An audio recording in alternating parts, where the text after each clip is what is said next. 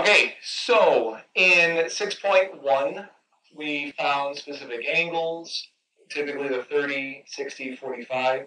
In 6.2, we're now going to move away from those angles and talk about other good stuff, but this is going to involve using your calculator, because the 30, 60, 45s and their multiples are the nice ones. We know the exact values, or we can easily find them.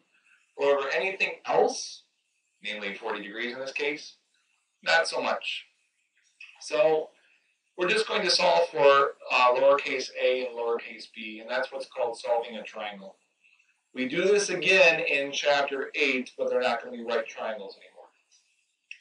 As it turns out, once you get one of the sides, as long as you get to the sides, you can use Pythagoras. You don't have to use your sine and cosine anymore. So basically, for all these, you want to make a chart. But we need a color. Anyone want to pick a color? Don't pick white. Or yellow. What? Red it is. So angle A, B, C. Just so you know, the name of the angle is always capital. The name of the side is lowercase. And it appears the name of the angle. So that's why lowercase a is across from capital A, lowercase b is across from capital B. So according to this picture, what's lowercase c?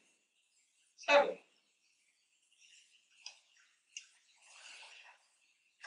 And that makes capital B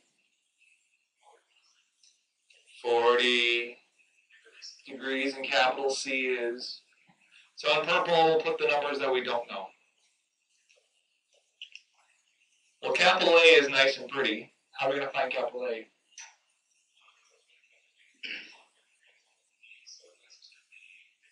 There you go.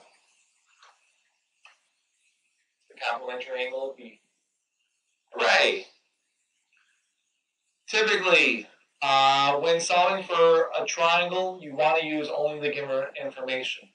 Now, 50 degrees is a nice whole number. It's not going to make too much of a difference. If, however, we had to find it using the calculator and an inverse command, you'd get a decimal, and then if you use that decimal to find other things, then you're making approximations, and your triangle's going to be have more error to it. So try to only use the values that are given. So let's find side B, for example. So using the 40 degrees and the 7, because the 90 is sort of useless to us right now, how would you find side B? Why?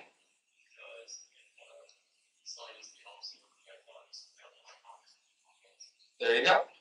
So the sine of 40 degrees would be opposite lowercase b over the hypotenuse.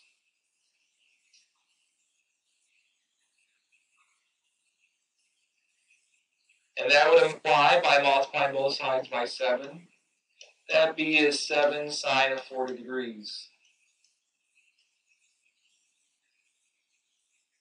Again, 8th level hard if you know that numerical value.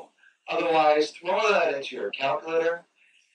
As far as how far to round, you should always round as far as they round when they give you the values. So since they want the whole numbers, we're going to have to go to whole numbers, excuse me.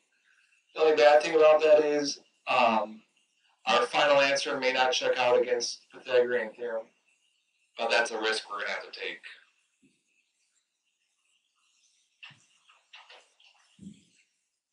So what I should do here is, instead of equal signs, I should have approximately. So what is 7 sine 40 degrees rounded to the nearest whole number?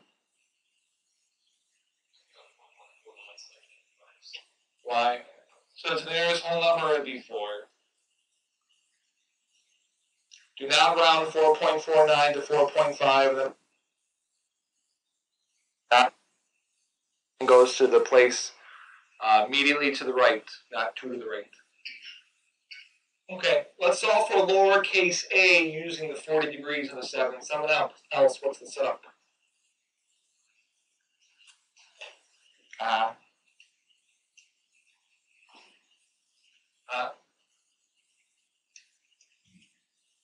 40 hot dogs, 40 degrees equals a over 7. So that implies lowercase a is 7 cosine of 40 degrees. In fact, on your calculators, if your previous line says 7 sine of 40 degrees and now you want to change it to cosine, hit second enter. It copies the previous line. And it's a couple less keystrokes. Since 50 degrees is a bigger angle than 40 degrees, we should expect our answer to be bigger than 4, but less than 7. What do we get? 5. How nice.